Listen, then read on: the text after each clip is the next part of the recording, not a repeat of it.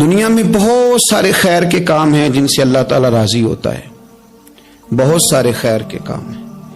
لیکن ان خیر کے کاموں میں ایک خیر کا بہت بڑا کام یہ ہے کہ اگر کوئی شخص بھوکا ہو تو اسے کھانا کھلایا جائے۔ یہ پیٹ کی آگ جب جلتی ہے تو بڑی تکلیف دیتی ہے۔ جب کچھ لوگ بھوکے ہوتے ہیں اور کچھ اتنا پیٹ بھر کے کھا رہے ہوتے ہیں کہ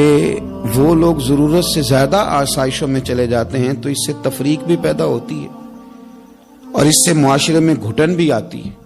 کسی بھوکے کو کھانا کھلانا، پیٹ بھر کے روٹی دینا، اس کی اشکشوئی کرنا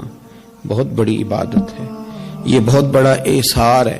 ہمارے صوفیہ کرام نے آستانوں کے ساتھ، خانقاہوں کے ساتھ جو لنگر خانے بنائے، اس کی وجہ یہ تھی کہ طلباء، سالکین طریقت اور وہ لوگ جو غریب ہیں وہ آئیں گے، یہاں سے کھانا کھائیں گے۔ دنیا آوے کھا کھا جاوے راضی ہوئے بلا، لوگوں کی اشکشوئی ہوگی۔ میرے نبی پاک صلی اللہ تعالی علیہ وسلم نے فرمایا قیامت کے دن اللہ تبارک و تعالی فقراء سے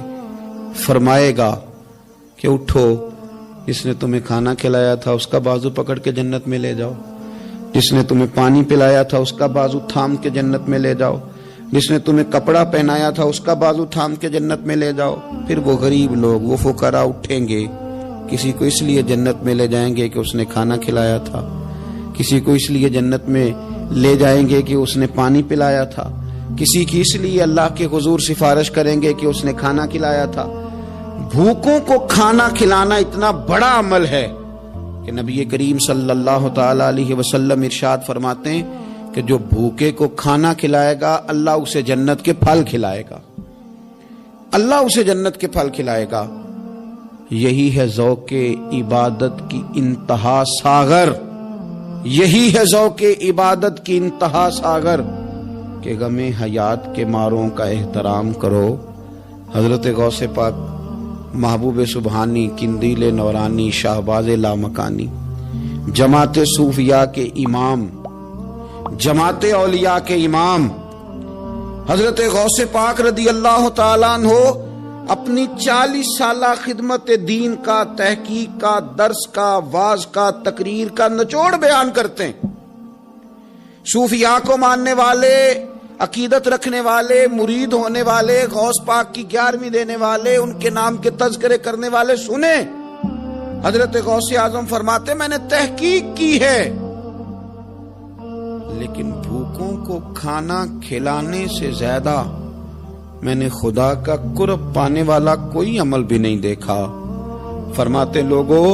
اگر میرے پاس کل دنیا کے خزانے آ جائیں، غوث اعظم جیلانی فرماتے ہیں میرے پاس اگر کل دنیا کے خزانے آ جائیں میں سارے ہی بھوکوں کو کھانا کھلانے میں صرف کر دوں گا۔ اگر پیران پیر کہتے ہیں کہ اٹھو بھوکوں کو کھانا کھلاؤ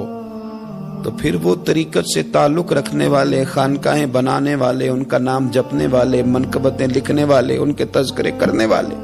ان کے آراس منعقد کرنے والے جس قدر زیادہ دنیا میں موجود ہیں، اگر وہ غوث پاک کی اس تحقیق پر عمل کرتے، وہ کہتے میں نے تحقیق کی ہے،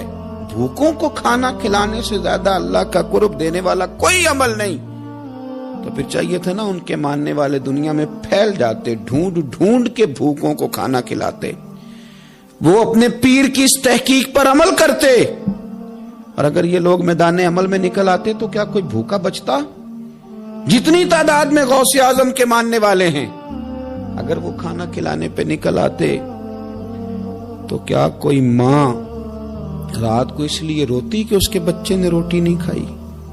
کیا کوئی باپ اس لیے تڑپتا کہ اس کے بچے نے روٹی نہیں کھائی؟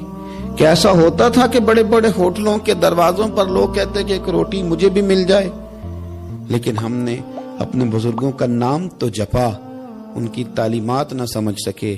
غوث اعظم رضی اللہ تعالیٰ عنہ فرماتے ہیں لوگوں میں نے تحقیق کی ہے، تحقیق کی ہے، تحقیق کی ہے، تمام اعمال